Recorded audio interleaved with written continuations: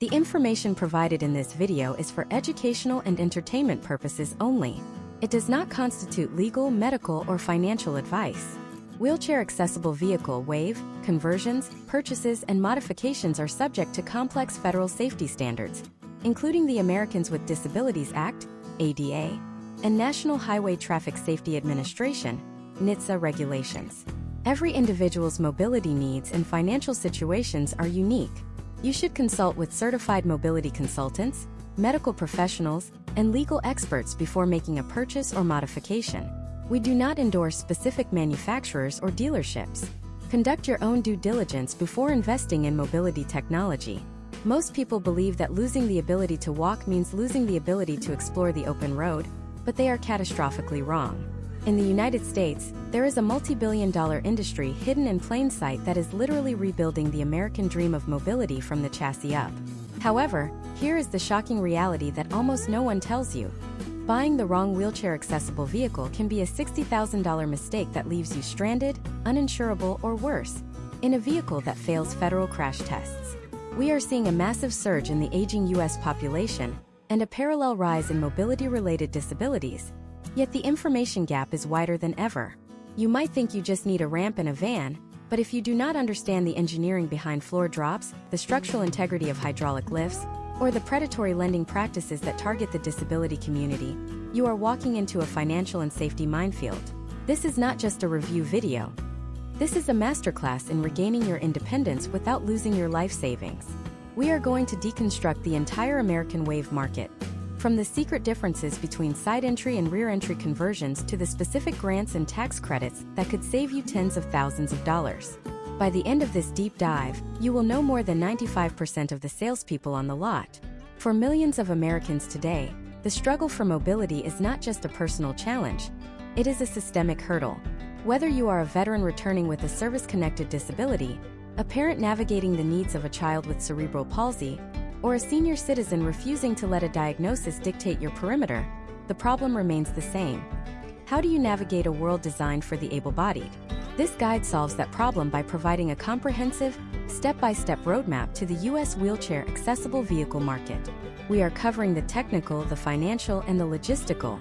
We are going to look at why a standard SUV conversion might be a better historical trend for resale value than a traditional minivan, and we will examine case studies of families who successfully leverage state-funded vocational rehabilitation programs to cover the entire cost of their vehicle modifications. This is about more than just cars. It is about the physics of freedom and the economics of accessibility in 2026. Let's begin with the foundational understanding of what a wheelchair-accessible vehicle, or WAVE, actually is in the American context. In the United States, a WAVE is defined not just by a ramp, but by the extensive re-engineering of the vehicle's structural frame. To accommodate a wheelchair user while maintaining enough head clearance to meet safety standards, engineers often have to lower the floor of a vehicle by as much as 10 to 14 inches. This is not a simple DIY project. When you lower the floor of a Chrysler Pacifica or a Toyota Sienna, you are rerouting fuel lines, relocating exhaust systems, and modifying the suspension to handle the new center of gravity. According to historical trends in the mobility industry, there are two primary ways these vehicles enter the market: through original equipment manufacturers, OEMs, who partner with third-party converters, or through aftermarket modifications performed by specialized shops. In this deep dive, we have to address the massive elephant in the room: the cost. A brand new, fully converted wheelchair-accessible minivan in the United States often carries a price tag between $60,000 and $90,000. For many, that is the price of a small home in some parts of the country. This is why understanding the nuances of the market is critical. You are not just buying a car. You are buying a complex piece of medical and mechanical equipment. If you choose a side entry conversion, which is the most popular choice for those who intend to drive the vehicle themselves, you are paying for the complexity of a power kneeling system. This system uses an actuator to lower the rear suspension of the van, reducing the slope of the ramp to make it easier to climb. If that system fails and you do not have a manual backup, you are effectively locked out of your own transportation. This is why we must look at the mechanical reliability of specific brands like Brawnability and Vantage Mobility International, who dominate the North American landscape. Furthermore, we need to talk about the open loop of the used market. There is a secondary market for these vehicles that is unlike any other segment of the automotive industry. Because the conversions are so expensive, waves tend to hold their value differently than standard vehicles.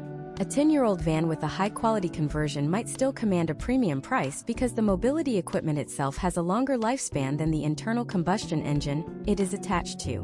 We will explore how to vet a used wave, including looking for signs of structural rust in the lowered floor pan, which is a common failure point in Salt Belt states like Michigan or New York.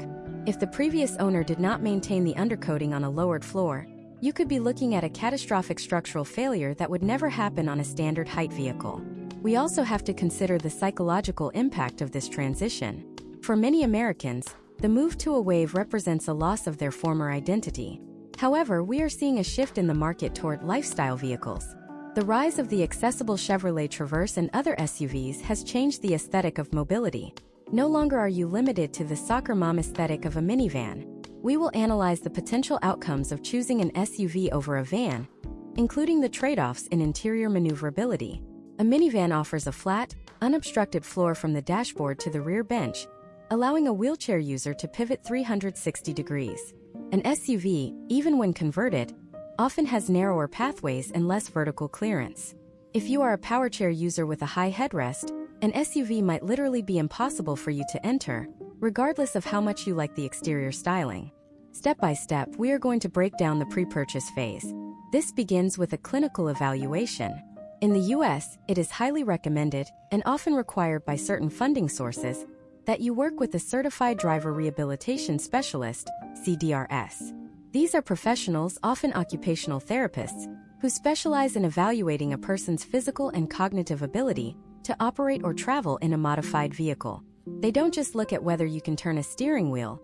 They look at your pressure mapping to ensure you won't develop sores during a long drive, and they measure your seated height to the millimeter to ensure you won't hit your head on the door frame.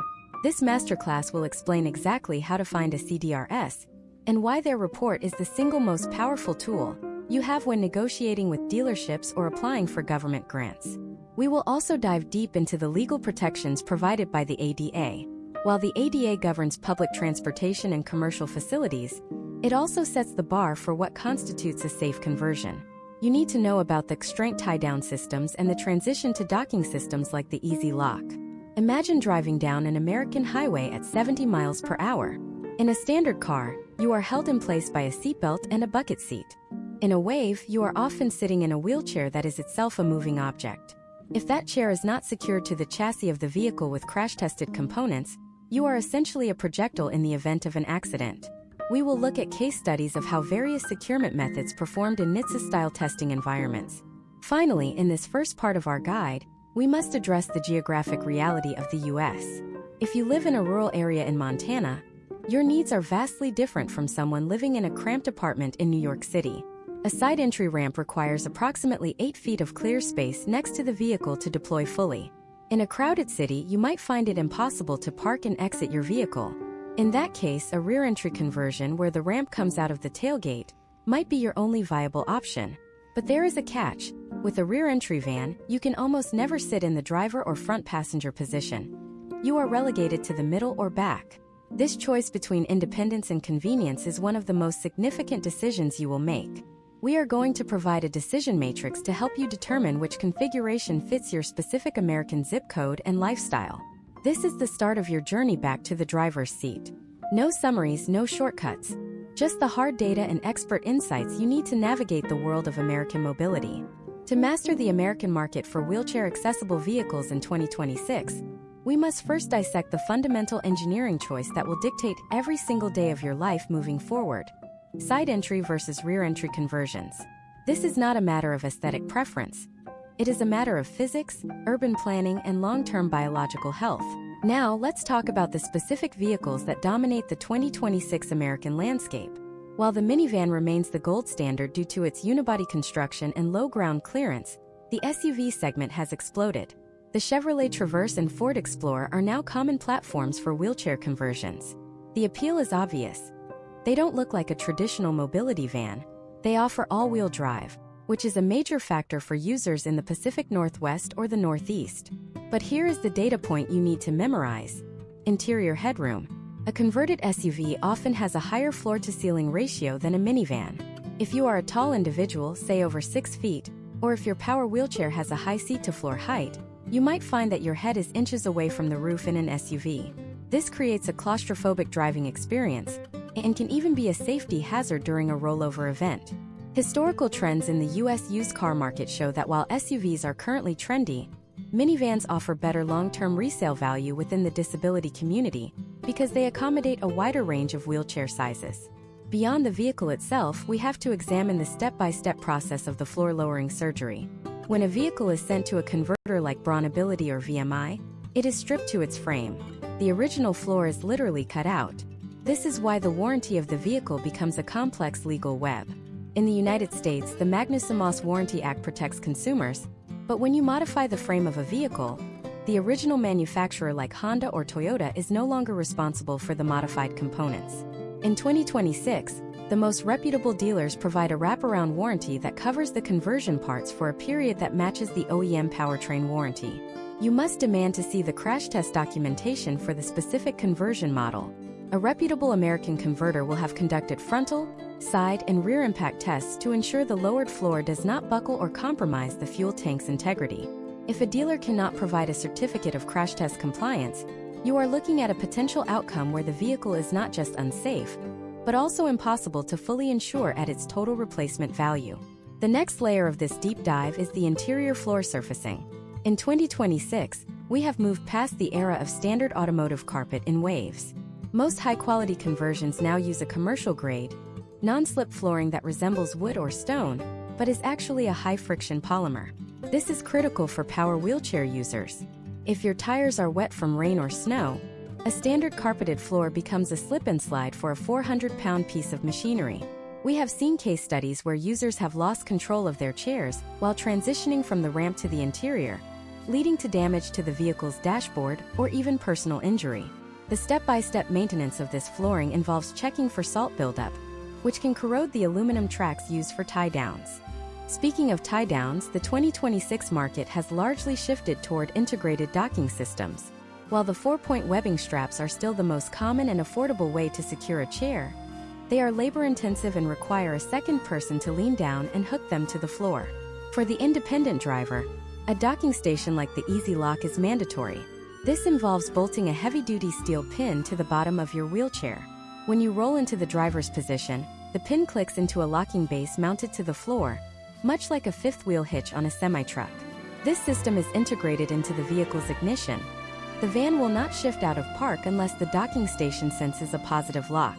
This technology has revolutionized the potential outcomes for quadriplegic drivers in the U.S., allowing for a level of autonomy that was scientifically impossible just a few decades ago. But how do you pay for a vehicle that costs as much as a luxury Mercedes but looks like a minivan? And what happens when the very technology designed to give you freedom becomes a barrier to entry due to its complexity? We are about to look at the hidden financial engine of the mobility industry, where federal grants and vocational rehabilitation funds can literally change the price tag from $90,000 to zero, if you know which forms to sign and which bureaucrats to call. However, even with the money in hand, you still have to face the most dangerous part of the entire process: the test drive. You think you know how to handle a vehicle with a lowered center of gravity and hand controls, but the physics of a modified van will surprise you in ways that could be fatal if you are not prepared for the shift in weight distribution. We are diving into the high-stakes world of hand controls and specialized steering next. To master the high-stakes world of hand controls and specialized steering in 2026, we must understand that we are moving from traditional mechanics into the realm of digital fly-by-wire technology. Imagine a driver named Leo, a veteran living in Colorado who has limited grip strength and no sensation in his lower extremities. For Leo, a standard steering wheel is a physical impossibility. This is where high-tech primary controls enter the equation. In the United States, we are seeing a massive shift toward electronic interface systems that replace the mechanical link between the driver and the vehicle. Historically, hand controls were simple metal rods connected to the pedals, push for brake, pull for gas. While those mechanical systems are still a viable and affordable potential outcome for many, users with more complex needs are now utilizing joystick steering or space drive technology. These systems allow Leo to control a 3-ton minivan with the same amount of force it takes to move a computer mouse. The engineering behind this is a deep dive in itself. When a vehicle is fitted with electronic hand controls, a secondary computer is installed to intercept signals from the joystick and translate them into servomotor movements on the steering column and the brake and accelerator pedals. But here is the critical data point for 2026: redundancy. Because these systems are electronic, they must have triple redundant backups. If the primary processor fails while Leo is traveling at highway speeds on I-25, the secondary and tertiary processors take over instantaneously. This is not just a luxury, it is a federal safety requirement. When you are researching these systems, you must look for National Mobility Equipment Dealers Association, NMETA, Quality Assurance Program, QAP, certification. This certification ensures that the technician installing these high-stakes electronics has been specifically trained on the safety protocols of that specific hardware. Case studies from 2025 show that vehicles modified by non-certified shops had a higher historical trend of electrical shorts that could disable the vehicle's entire ECU, leading to dangerous stalls in traffic. Now let's step into the cockpit and talk about steering modifications. For a driver like Leo, a standard steering wheel requires too much torque. The solution is often a reduced effort or zero-effort steering system. In 2026, technicians can modify the hydraulic or electronic power steering pump to require almost zero resistance. Imagine if your steering wheel felt like it was spinning on ice. That is zero-effort steering. While this allows someone with muscular dystrophy or a spinal cord injury to drive, it also requires a massive amount of retraining. The tactile feedback we usually get from the road is gone.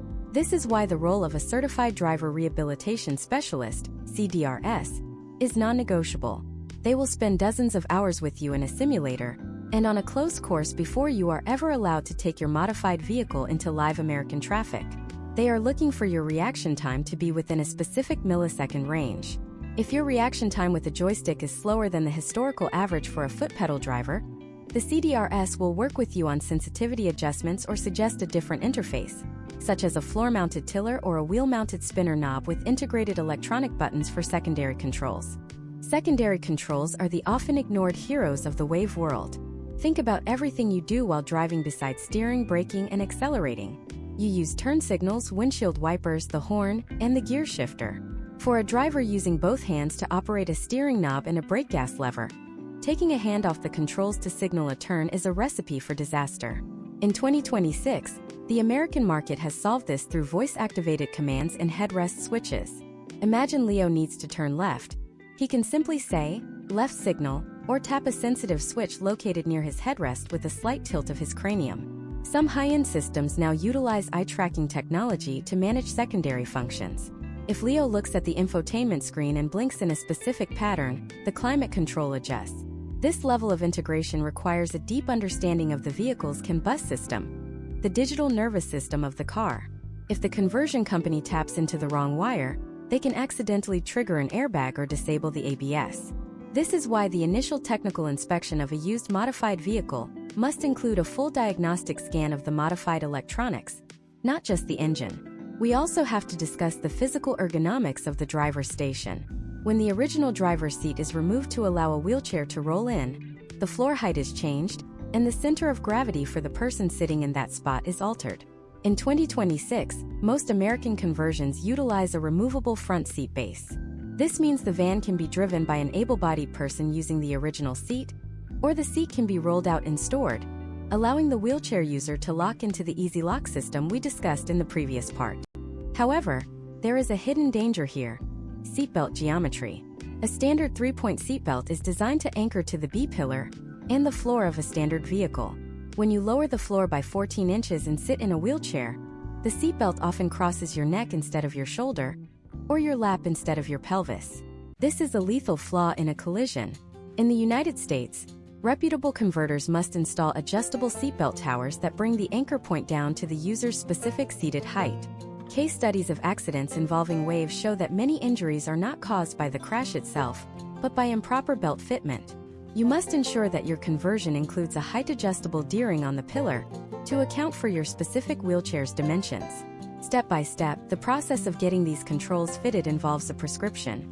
Just like a medication, your hand controls are prescribed by the CDRS based on your physical evaluation.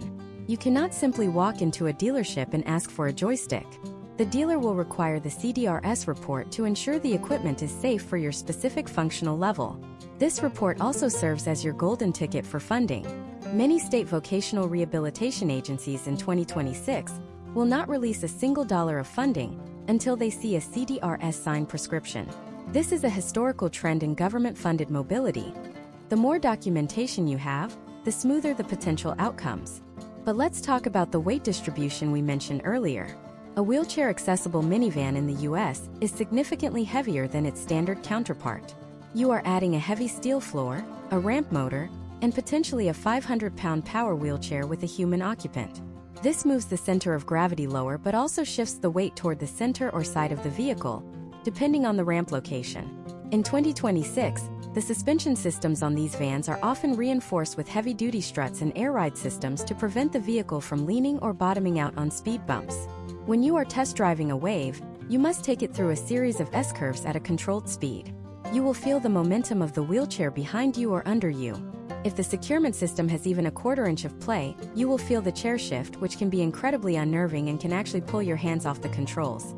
This is the physics of freedom, and it requires a level of vehicle awareness that standard drivers never have to develop.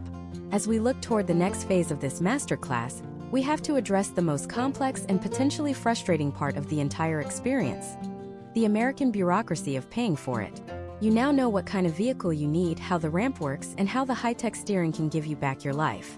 But you are looking at a six-figure investment when you factor in the high-tech electronics. Where does a regular American find $80,000 to $120,000? We are going to break down the hidden world of VA grants, including the HISA grant and the automobile allowance. We will look at how to navigate the maze of state Medicaid waivers and why the plan to achieve self-support through Social Security might be your secret weapon to getting a brand new van without losing your benefits. However, there is a dark side to mobility financing: predatory loans and accessibility markups that can trap you in a cycle of debt.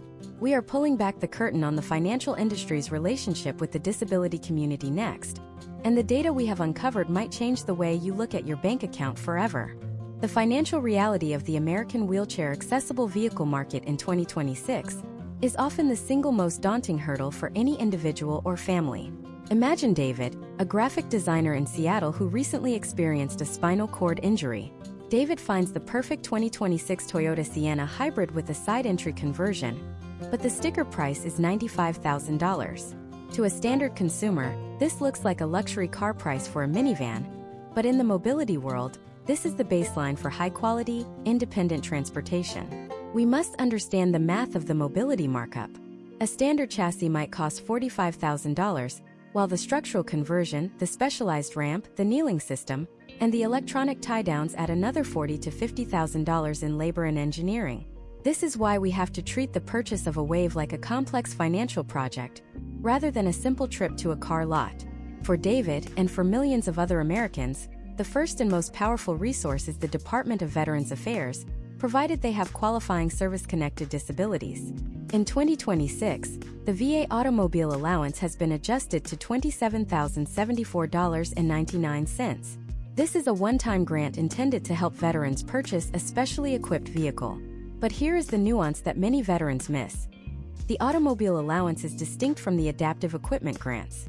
While the allowance is a one-time payment toward the purchase price, the VA may pay for the recurring cost of adaptive equipment, such as hand controls, lifts, and power kneeling systems, multiple times over a veteran's life as they replace their vehicles.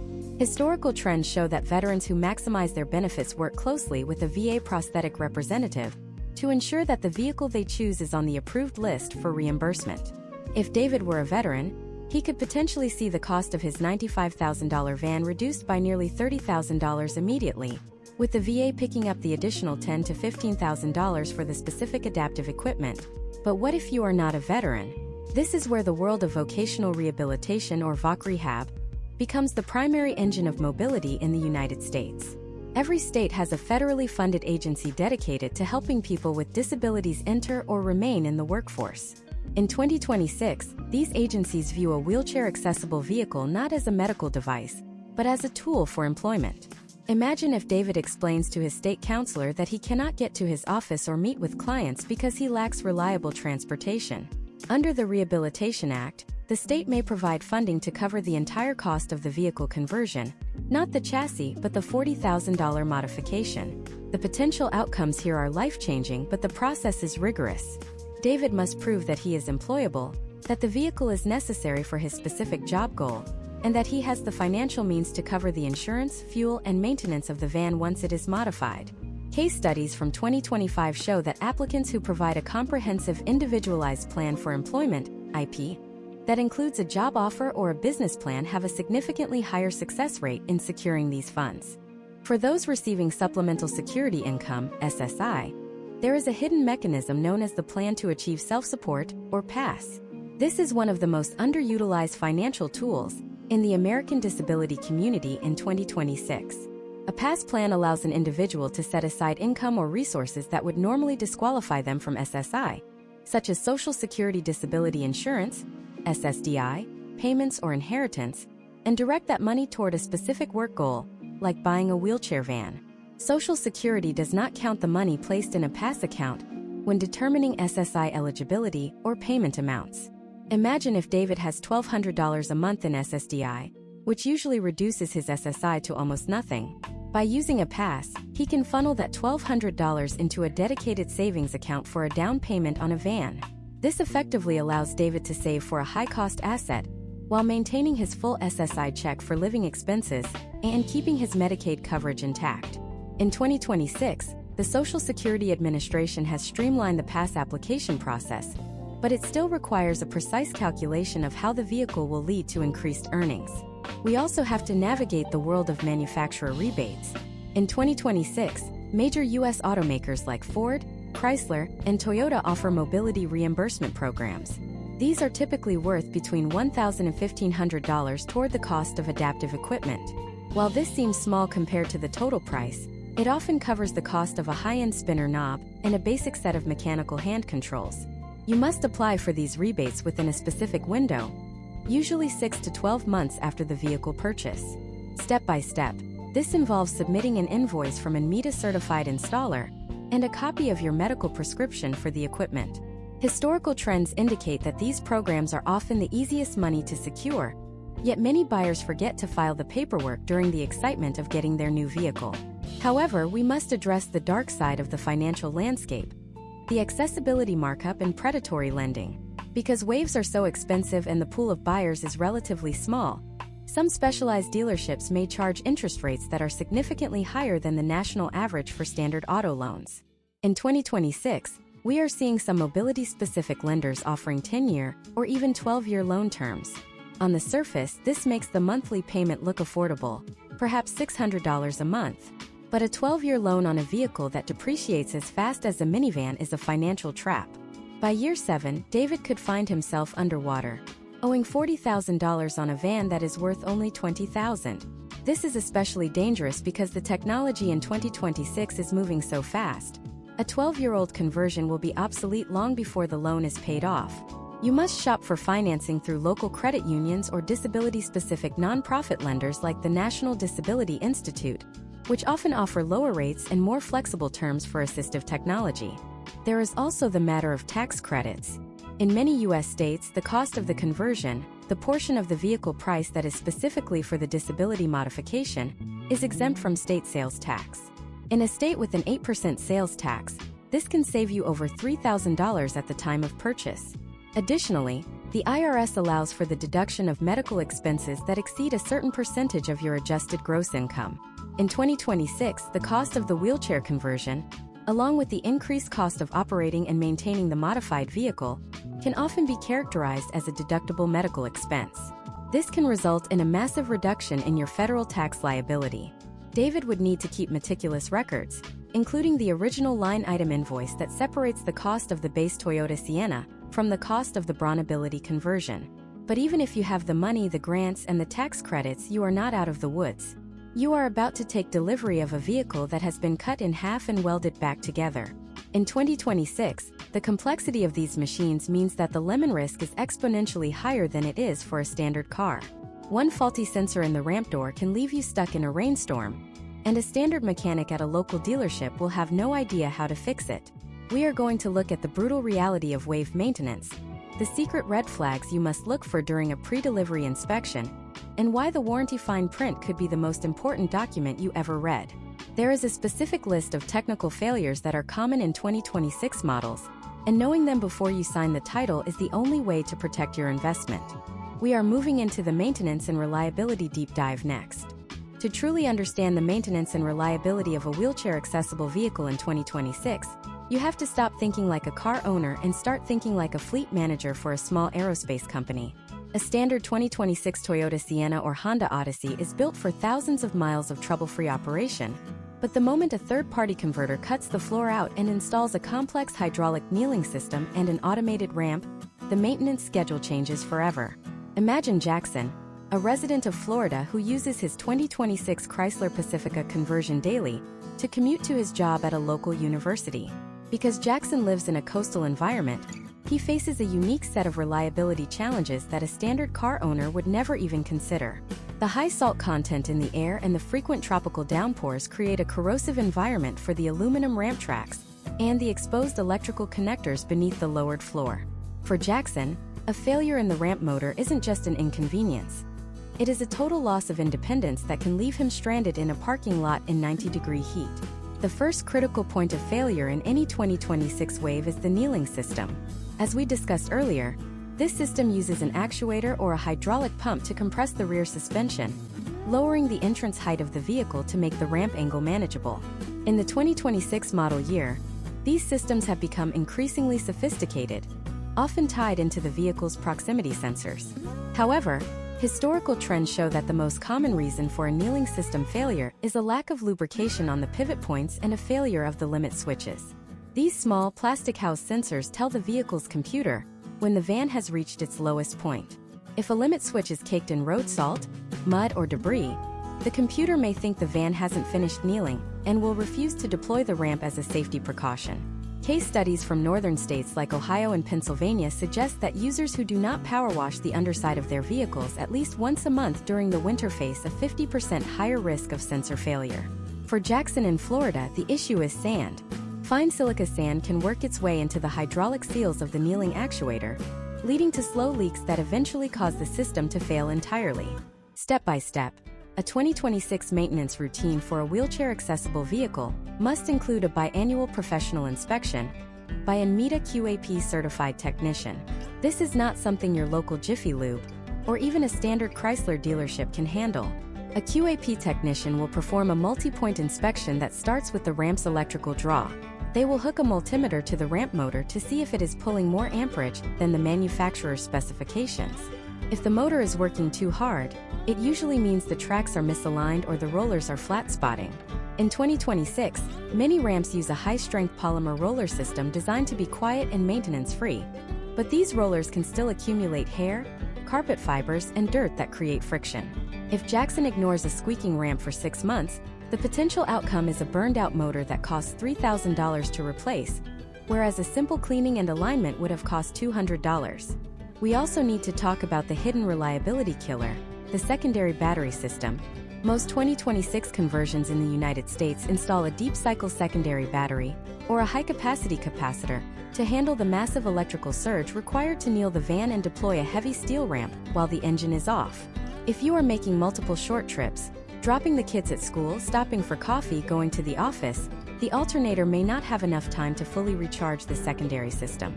Historical trends in the mobility industry indicate that a weak battery is the root cause of 80% of intermittent electronic glitches in waves. If the voltage drops even slightly, the conversions computer might lose its programming or forget the home position of the ramp. Imagine Jackson is at the grocery store, and his van refuses to open because the battery voltage hit 11.8 volts instead of 12.6. This is why many 2026 buyers are opting for integrated solar trickle chargers mounted on the roof of the van to keep that secondary battery topped off, especially in sun-drenched states like Florida or Arizona. Another deep dive topic is the structural integrity of the lowered floor pan. In a standard vehicle, the floor is a structural member that provides rigidity. When that is removed and replaced with a stainless steel or galvanized steel tub, the vehicle's flex characteristics change. In 2026, leading converters use sophisticated robotic welding to ensure these pans stay quiet. But over time, the body mounts can settle. If you start hearing a clunking sound when driving over speed bumps, it is often a sign that the conversion floor is shifting slightly against the original chassis. This can lead to stress cracks in the welds over a 10-year period. You must inspect the undercoating of the vehicle every year. If the rubberized coating is chipped by road debris, the bare metal underneath will begin to oxidize. Case studies of older conversions show that once rust takes hold in a lowered floor pan, the vehicle can become uncertifiable for safety, effectively turning a $60,000 investment into scrap metal. Then there is the software. In 2026, your wheelchair van is a rolling computer network. The conversion interacts with the vehicle's combust system to tell the sliding doors when to open and the lights when to flash. However, whenever the original manufacturer, like Toyota, pushes an over-the-air OTA software update to the vehicle to improve fuel mapping or infotainment, it can inadvertently break the code that controls the ramp. We have seen historical trends where an OTA update disabled the auto-kneel function on several hundred vehicles overnight. A professional mobility dealer will have the proprietary diagnostic tools to reflash the conversion software to maintain compatibility with the OEM updates. Jackson needs to be aware that if his van suddenly starts acting strangely after a software update, he shouldn't blame the hardware. He needs a digital handshake update from his mobility technician. Let's look at the tires and alignment, which is another specialized area. Because a Wave is significantly heavier than a standard van and has a different weight distribution, often being passenger-heavy on one side where the ramp is located, the tires wear out much faster. In 2026, it is common to see inside-out, where patterns where the inner tread of the tires disappears in less than 15,000 miles. This is because the suspension geometry is pushed to its limit. A standard alignment shop will try to align the van to the factory Toyota specs, but those specs no longer apply to a modified vehicle. A specialized mobility shop will perform a weighted alignment, where they actually put weights in the driver's area that match the weight of the user and their wheelchair to ensure the van is perfectly level and aligned while in use.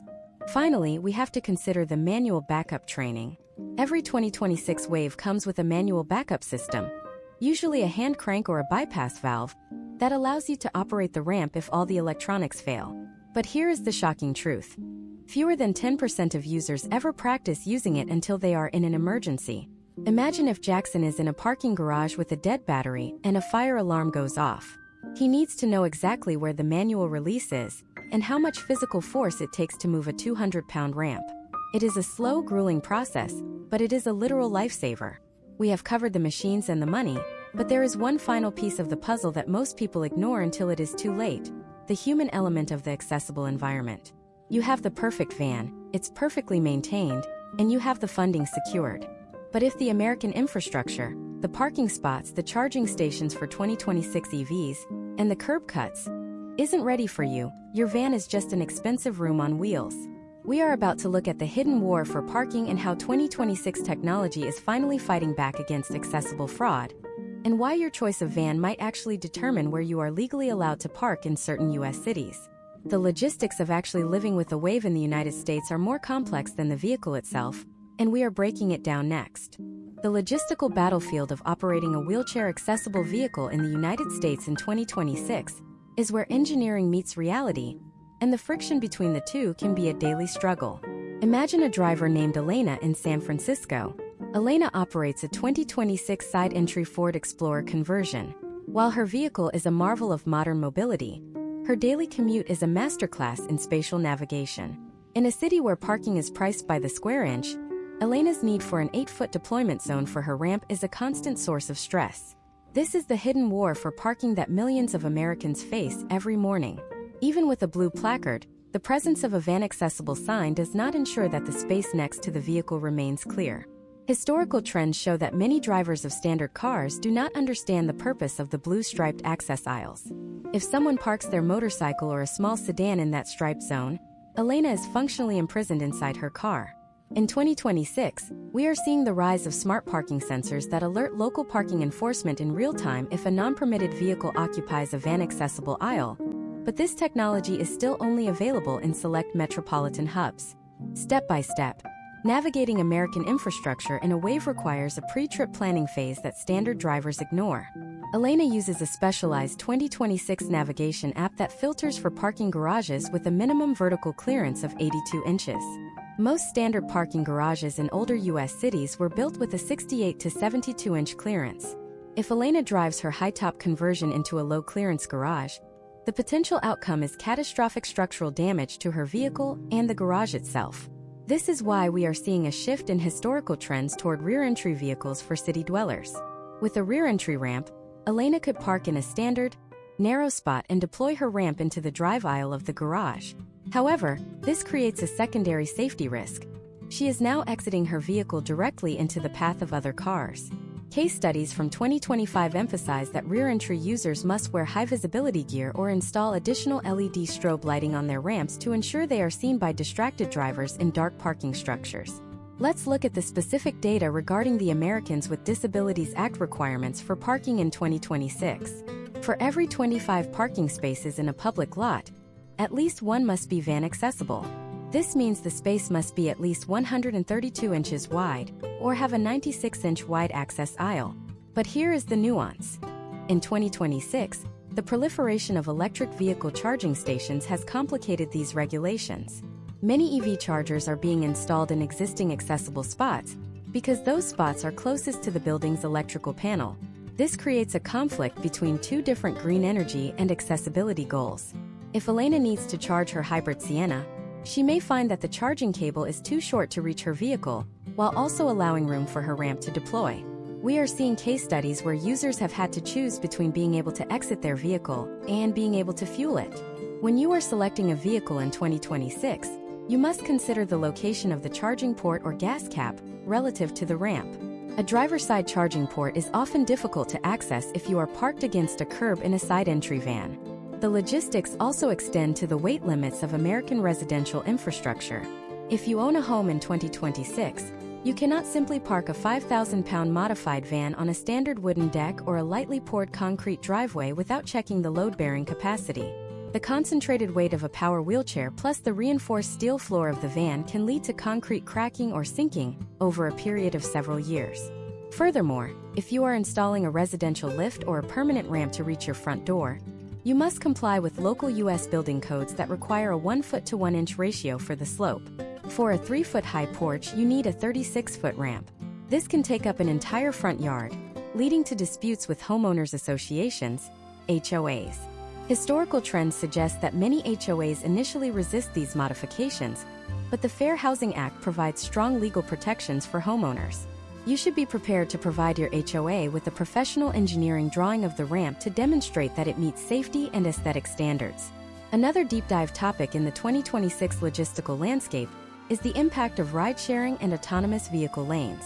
In cities like Phoenix and Austin, autonomous shuttles are becoming a common sight. For a Wave user, these lanes are often a double-edged sword. While they reduce traffic, the pickup and drop-off points for autonomous vehicles are often not designed for ramp deployment. If an autonomous taxi drops Elena off in a dedicated waypoint zone, she may find herself blocked by a high curb or a bollard. The potential outcome of not verifying these drop-off zones is being left in a location where she cannot safely reach the sidewalk. This is why the 2026 mobility market is seeing an increase in vehicle-to-everything (V2X) communication. Elena's van can now communicate with the city's smart grid to request that a specific curb cut be kept clear or to signal a traffic light to stay green longer, while she is navigating a crosswalk at a slower pace. We also have to discuss the logistical reality of maintenance when you are away from home. If Elena takes a road trip from California to New York, she is entering a high-risk scenario. A standard mechanic in Middle America will likely refuse to touch her vehicle because of the liability associated with the modified frame. In 2026, the NMETA nationwide service network is the only safety net. Before embarking on a cross-country trip, you must map out every QAP-certified dealer along your route. If your ramp fails in rural Nebraska, you might have to wait 48 hours for a specialized technician to be dispatched. Case studies show that experienced Wave travelers carry an emergency kit that includes a manual bypass tool, spare fuses for the ramp motor, and a jump starter pack specifically for the secondary battery. Beyond the physical logistics, there is the digital logistics of the accessible placard. In 2026, several U.S. states have moved to digital placards that are linked to the vehicle's license plate. This is designed to stop the historical trend of able-bodied family members using a relative's placard to get prime parking. However, this also means that if Elena is a passenger in a friend's car, she may need to check in via a state-sponsored mobile app to validate that she is indeed the one using the accessible spot. This level of digital surveillance is a point of contention for many in the disability community. But the data suggests it has increased the availability of van-accessible spots by nearly 20% in high-traffic areas like Disney World or the National Mall. Finally, we have to consider the logistics of insurance claims in 2026. If Elena is in a minor fender bender that damages her ramp, a standard insurance adjuster will likely try to value the ramp as an aftermarket accessory, with a low payout limit. You must have a specialized agreed value policy or a mobility rider on your insurance. Without this, the potential outcome is a totaled vehicle where the insurance payout only covers the base value of the Ford Explorer, leaving Elena $40,000 short for a new conversion. Step by step, you must provide your insurance agent with the line item invoice for the conversion and pictures of the serial numbers on the lift or ramp. As we conclude this part of the masterclass, you are now equipped with the technical, financial, and logistical knowledge to survive the American road. But there is one final frontier that even the best van and the best parking spot cannot solve: the future of the technology itself. We are on the cusp of the hydrogen mobility era and the full integration of brain-computer interfaces for driving. What if you didn't even need a joystick to steer? What if the van could sense your intention through a wearable headband? We are about to look at the 5-year horizon of mobility, including the radical new designs of vehicles built from scratch for accessibility rather than being converted, and why your current investment might be the last minivan you ever buy. The transition to the 2030s mobility landscape is happening faster than you think, and the prototypes being tested in the US right now are nothing short of revolutionary. We are pulling back the curtain on the R&D labs of the future next. The transition from a converted vehicle to a purpose-built mobility platform represents the most significant paradigm shift in American transportation history since the invention of the assembly line. In 2026, we are finally moving away from the era of cutting, welding, and retrofitting existing chassis. Instead, we are entering the age of vehicles designed from the first sketch to be inclusive. Imagine a user named Elias in Austin, Texas. Elias is a T6 paraplegic who has spent the last decade navigating the bulky, high-maintenance world of modified minivans. Today, he opens his smartphone and summons a Tesla Cybercab. This is not a conversion. It is a clean-sheet autonomous design. As the vehicle pulls up to the curb, Elias notices the first revolutionary detail: the butterfly doors. Unlike a standard car door that creates a physical barrier between the wheelchair and the seat, or a sliding van door that requires a massive clearance zone, the Cybercab doors swing upward and outward. This allows Elias to pull his wheelchair directly parallel to the interior seat. Historical trends in the automotive industry have long ignored the physics of the lateral transfer. But in 2026, Tesla lead engineers have confirmed that the Cybercab seat height is precision matched to the height of a standard manual wheelchair. This eliminates the grueling uphill or downhill scramble that often leads to shoulder impingement syndrome for long-term wheelchair users. Step by step, the entry process for Elias is a seamless flow. The door opens automatically, his chair locks into a parallel position, and he slides horizontally onto a seat that feels like an extension of his own equipment. Inside, the absence of a steering wheel and pedals creates an expansive floor space, allowing Elias to pull his frame into the cabin without the risk of scratching a dashboard or getting caught on a gear shifter. This is the potential outcome of true universal design, a vehicle that serves the entire American public while specifically solving the most difficult pain points for the disability community. Beyond the hardware of the Tesla Cybercab, we must look at the software-driven revolution happening in the Google-owned Waymo and Amazon-owned Zoox fleets. In 2026, Waymo has expanded its fully autonomous service to 27 major U.S. cities, and a core pillar of their expansion is the Waymo Accessibility Network. This is a collaborative effort with disability advocacy groups to ensure the AI understands the nuances of wheelchair mobility. For instance, when Elias requests a Waymo Wave, the AI doesn't just look for a generic GPS coordinate. It analyzes high-definition maps to find a specific access-friendly curb cut. The historical trend of rideshare drivers canceling on wheelchair users because they don't want to deal with the equipment is being systematically erased by the robotaxi model. The AI doesn't get tired, it doesn't have biases, and it doesn't care if it takes 3 minutes instead of 30 seconds for a passenger to secure their chair. Data from 2025 and 2026 show that the Waymo Foundation model now includes VLA technology, vision language action. This means the car can literally see a wheelchair on the sidewalk and understand that it needs to deploy its ramp onto a flat surface rather than a grass verge. Case studies of autonomous deployments in San Francisco highlight a 10-fold reduction in serious injuries for passengers with disabilities compared to traditional human-operated paratransit. But the real masterclass detail here is the haptic wayfinding, integrated into the 2026 apps. If a visually impaired user or someone with cognitive challenges is trying to find their vehicle in a crowded downtown area, the app uses directional audio and haptic pulses to guide them to the exact door that will be opening for them.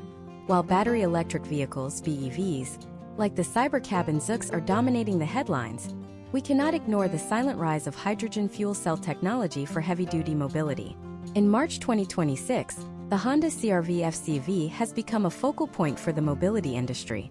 Hydrogen offers a unique engineering advantage for waves. The fuel cell stack is compact and the hydrogen tanks can be integrated into the chassis in ways that don't interfere with the lowered floor.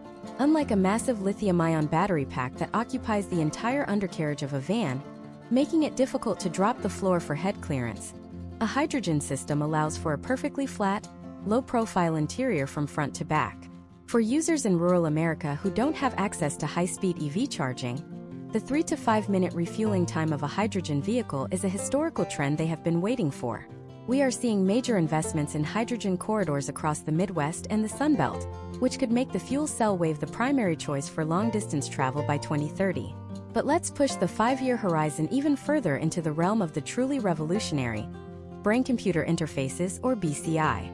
Researchers at Northeastern University and the Robotics and Intelligent Vehicles Research Laboratory are currently testing prototypes that allow users with quadriplegia to control a vehicle's secondary functions, and eventually its steering through thought alone. Imagine if Leo, the veteran we discussed earlier, didn't even need a joystick.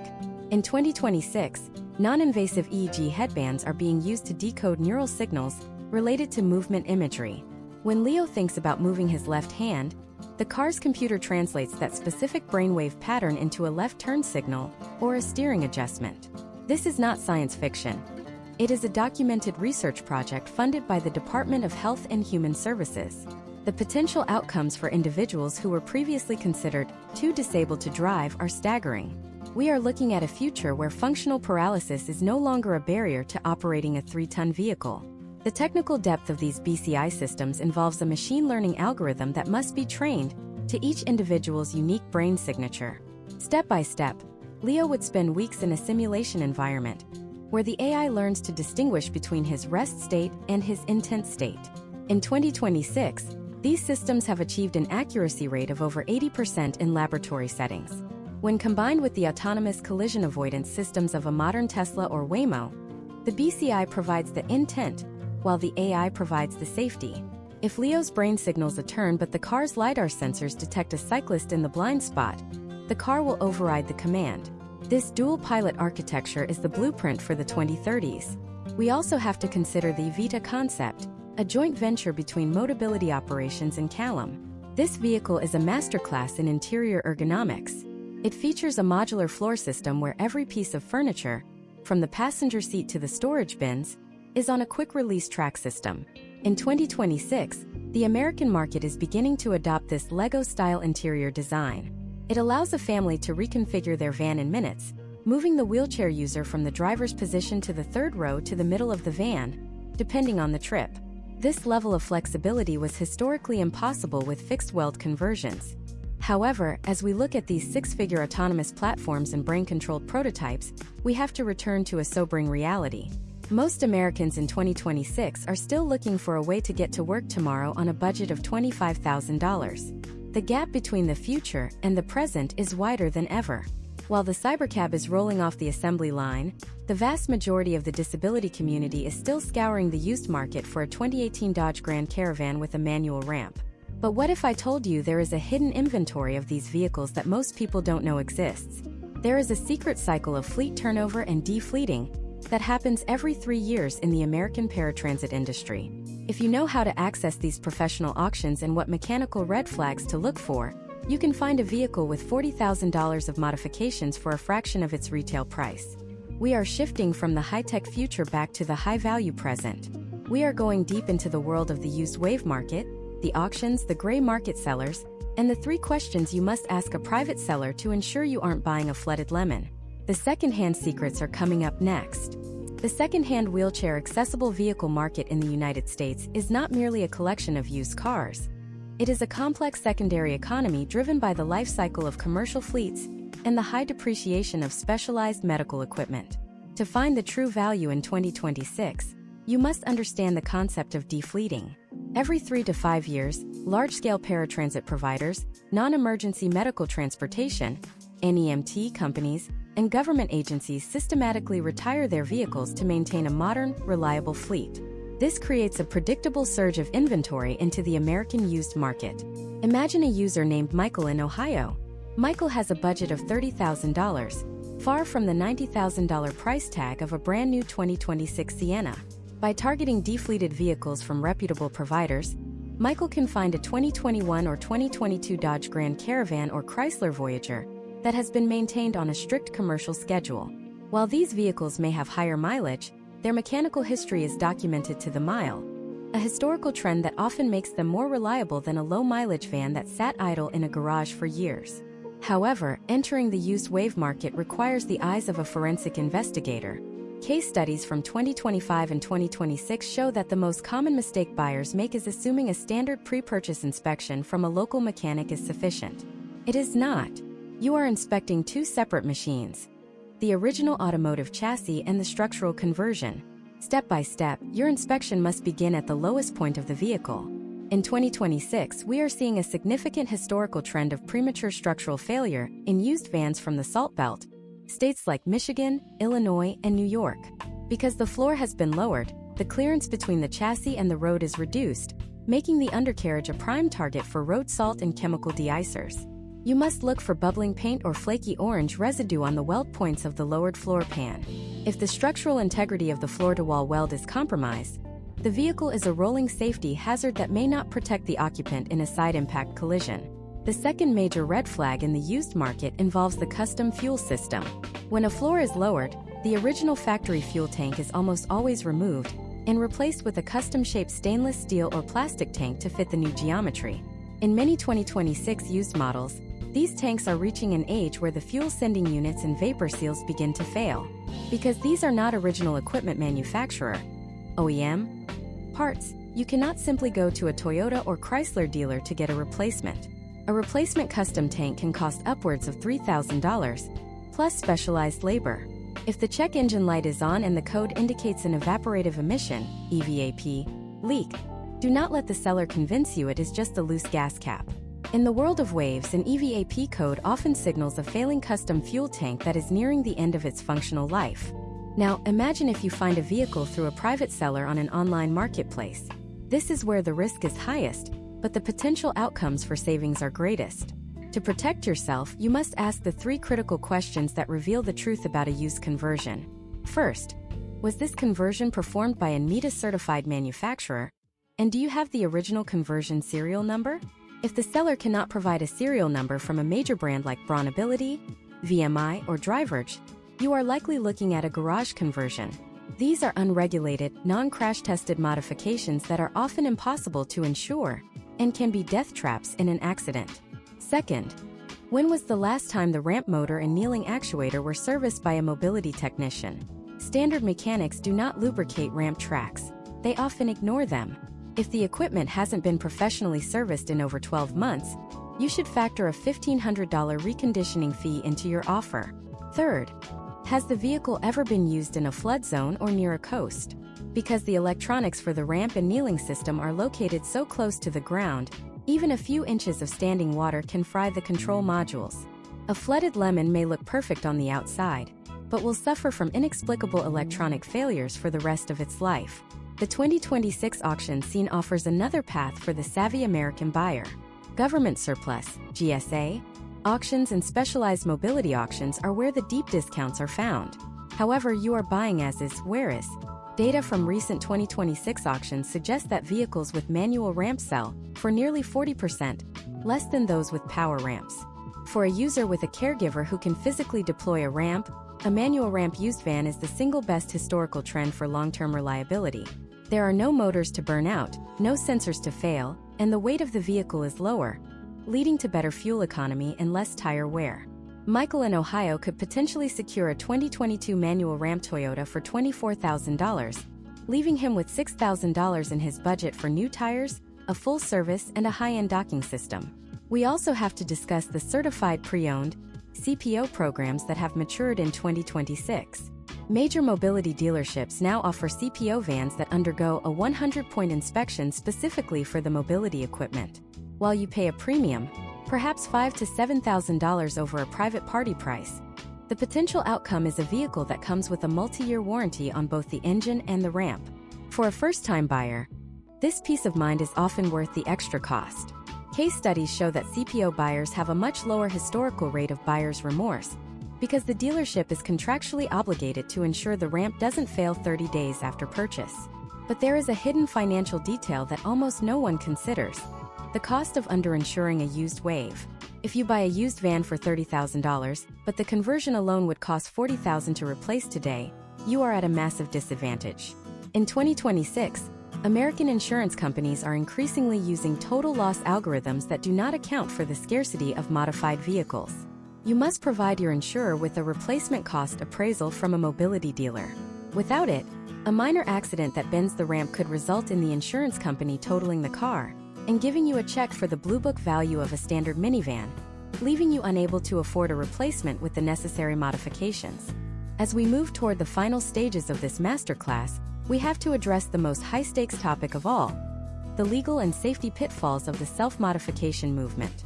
In 2026, with inflation putting pressure on American families, more people are attempting to install their own ramps, lifts, and hand controls using kits found online. We are going to look at the legal trap of DIY mobility, the specific federal laws you might be breaking without knowing it, and why a cheap modification could lead to a criminal negligence charge in the event of an accident. We are also going to reveal the safety checklist that every first responder in the U.S. uses when approaching a Wave at a crash site, and why your vehicle's specific markings could save your life when seconds count. The intersection of law, safety, and survival is our next deep dive.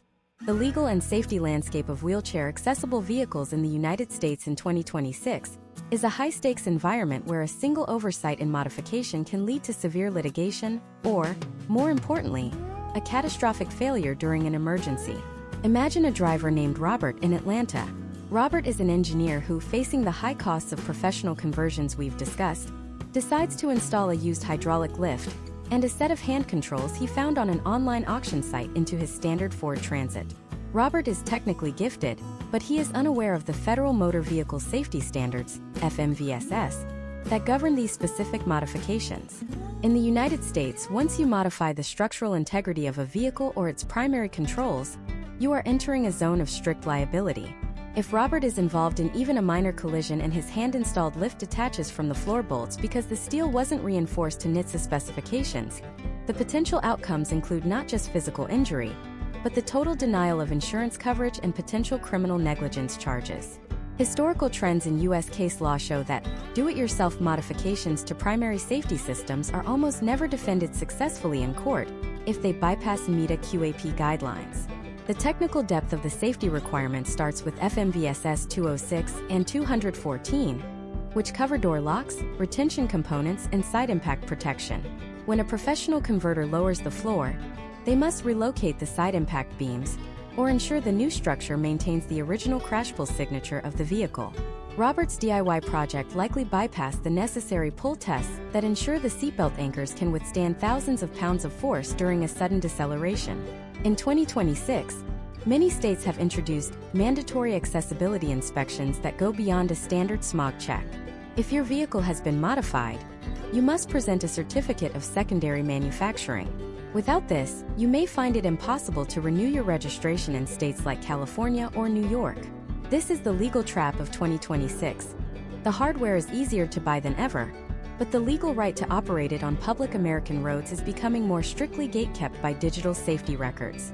Step by step, the safety protocol for a 2026 Wave must include a first responder awareness audit. Imagine if Robert's van is involved in a rollover on a Georgia highway. When emergency crews arrive, they are looking for specific cues. In 2026, professional conversions include high visibility, wave alert stickers on the rear glass and near the fuel door. These markings tell paramedics two critical things. First, that there is likely a high-capacity lithium-ion or secondary lead-acid battery hidden under the floor that needs to be disconnected before using jaws of life tools, and second, that the occupant may be secured in a docking station rather than a standard seatbelt. If a first responder doesn't know about the easy lock pin under the chair, they might struggle to extricate the passenger, losing vital seconds. Case studies of rescue operations in 2025 showed that vehicles equipped with QR code safety decals, which paramedics can scan to see a blueprint of the modifications, resulted in a 30% faster extraction time. We must also dive deep into the secondary controls safety logic. In 2026, high-tech vans use a safety knot system for electronic hand controls. This is a physical or software-based kill switch that allows the driver to revert to standard pedals or neutral instantly if the joystick processors freeze. If you are using a drive-by-wire system, you must verify that it has a fail-safe to brake mode. This means that if the system loses power entirely, the default physical position of the brake actuator is engaged, or at least accessible via manual override. Historical trends of electronic interference from high-power cell towers or even solar flares have led to documented cases of unintended acceleration in poorly shielded aftermarket electronics. A professional META installation includes electromagnetic interference, EMI, shielding that Robert's DIY kit almost certainly lacks. Furthermore, the American legal system in 2026 is increasingly looking at maintenance as liability.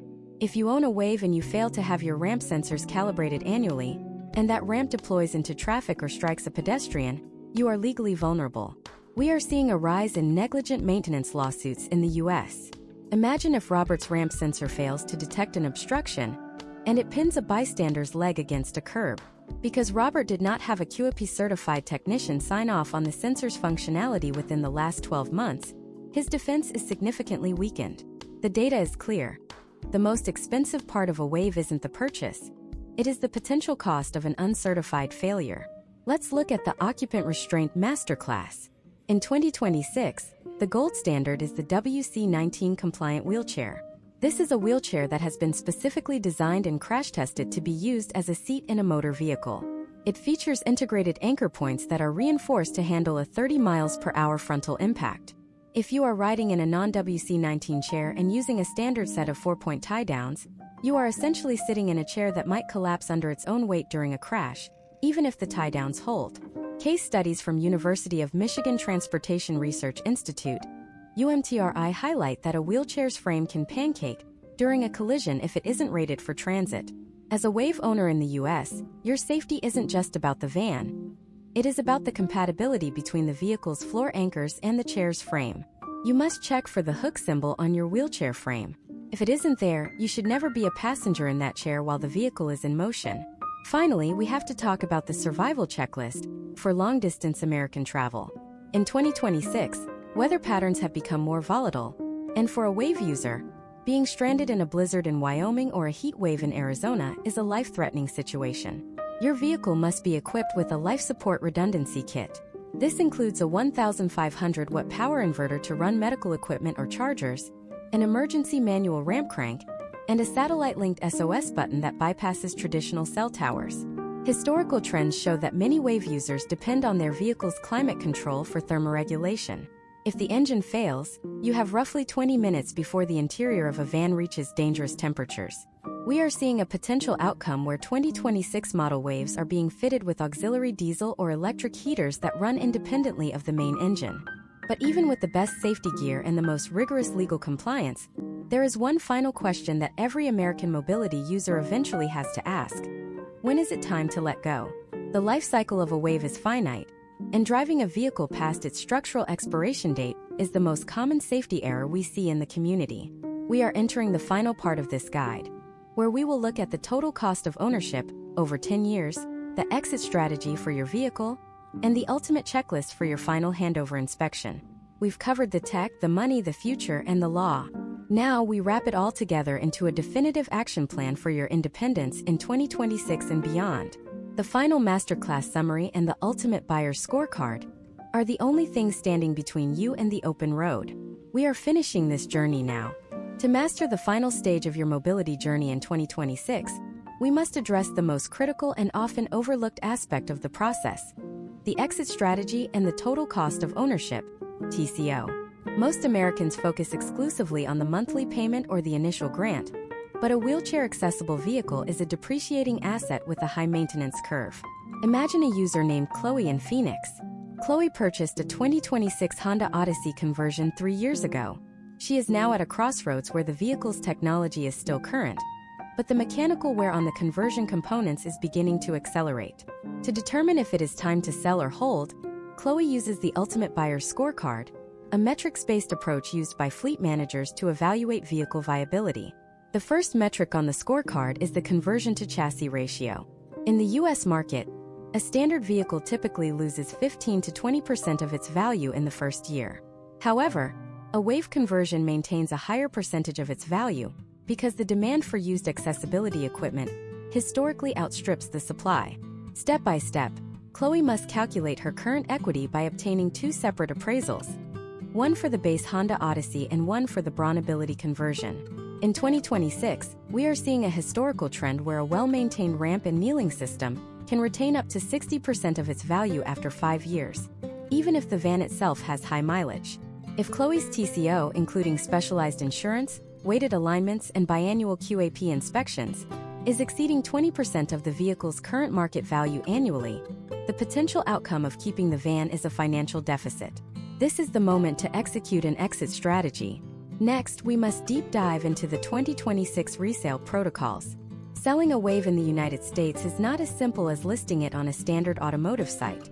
Because the buyer pool is highly specific, you must target platforms like the Mobility Resource or https://www.google.com/search?q=disabled-dealer.com. Case studies from 2025 show that private sellers who provide a certified inspection report from an immediate QAP technician sell their vehicles 40% faster and for 10% more than those who don't. Chloe needs to prepare a digital maintenance vault that includes every software reflash, every lubrication of the ramp tracks, and a history of the secondary battery's voltage tests. In the 2026 market, buyers are increasingly wary of orphan conversions, vehicles where the original converter has gone out of business or the parts are no longer manufactured. If your van is a major brand, you must highlight the availability of spare parts in your listing. But what if you are on the other side of that transaction? If you are the buyer, the Ultimate Buyer Scorecard serves as your primary defense against a bad investment. You must look at the cycle count of the ramp. In 2026, high-end conversions include a digital odometer for the ramp motor. A ramp that has cycled over 5,000 times is nearing the end of its first major service life. Historical trends suggest that at this stage, the drive cables or hydraulic seals will likely require replacement. Imagine if Chloe's van has 6,000 cycles on the ramp. A savvy buyer would negotiate a $3,000 discount to account for the impending mechanical overhaul. This is the level of technical depth you must bring to the negotiation table. We also have to address the total cost of ownership regarding fuel and energy. In 2026, the transition to electric waves has introduced a new variable: battery degradation. If you are buying a used electric conversion, you must request a State of Health (SOH) report for the main traction battery. Because the vehicle is heavier due to the conversion, the battery works harder per mile than a standard EV. Case studies indicate that a 2026 electric van with 80,000 miles might have a battery capacity of 85%. For a wheelchair user, this reduction in range is a critical safety issue. If you are stranded because your range dropped faster than expected, you cannot simply walk to a gas station. You must factor the potential outcome of a battery replacement, which can cost $15,000 to $20,000, into your long-term TCO. Another high-stakes element is the life cycle sync. This is the alignment between the user's physical prognosis and the vehicle's capabilities. Imagine a user named Marcus whose condition is progressive, such as ALS or certain forms of muscular dystrophy. If Marcus buys a rear-entry van today because it is cheaper, he may find in 2 years that he needs a side-entry van to accommodate a larger power chair or to allow him to use a drive-by-wire joystick system. Historical trends in the U.S. show that many families lose tens of thousands of dollars by stepping up through 3 different vehicles in 5 years, rather than investing in a future-proof conversion from day one. The scorecard requires you to project your mobility needs at least 5 years into the future. If the vehicle cannot adapt to those needs, it is a failing grade on the scorecard. Step by step, the final handover of a Wave involves a legal transfer of the adaptive equipment title. In some U.S. states, the adaptive equipment is considered a separate line item for tax and registration purposes. You must ensure that the bill of sale explicitly lists the conversion brand and serial number. This is critical for the new owner to maintain the wraparound warranty we discussed in earlier parts of this masterclass. Furthermore, you should provide the buyer with the driver rehab settings for any electronic hand controls. While the new user will need their own CDRS evaluation, having the baseline settings for the previous user's sensitivity and dead zones provides a starting point for the technicians. As we conclude this 10-part deep dive, we have to look at the final verification before you hit the road. You have the vehicle, the funding, the maintenance plan, and the safety training. But there is one final open loop in the American mobility landscape: the 2027 Federal Mobility Act. This proposed legislation, currently being debated in Washington, D.C., could fundamentally change the tax status of WAVs, potentially making the entire cost of the conversion a direct tax credit rather than a deduction. This would be a massive shift in historical trends, potentially lowering the barrier to entry for millions of Americans. We are seeing early case studies of pilot programs in states like Georgia and Colorado that are already implementing these direct-to-consumer mobility credits. The American dream is often defined by the freedom of the open road, but for the disability community, that dream has historically been locked behind a wall of high costs and complex engineering. In 2026, that wall is finally coming down. By using the data, the case studies, and the technical frameworks provided in this masterclass, you are no longer just a consumer. You are an informed advocate for your own independence. You know how to spot a rusted floor pan, how to navigate the VA grant system, how to vet a used auction find, and how to prepare for a future of autonomous, brain-controlled transport. The road ahead is not without its challenges. There will be broken ramps, blocked parking spots, and bureaucratic hurdles. But you now have the roadmap. Your vehicle is not just a mode of transport, it is a tool for liberation. As you pull out of the dealership or your driveway for the first time in your new Wave, remember that every mile you drive is a testament to the engineering and the perseverance that made it possible. We have explored every corner of the U.S. wheelchair-accessible vehicle market, from the secret history of floor lowering to the hydrogen-powered future. This concludes our masterclass. The engine is running, the ramp is up, and the destination is entirely up to you. Safe travels on the road to 2027 and beyond. The next chapter of American mobility is yours to write.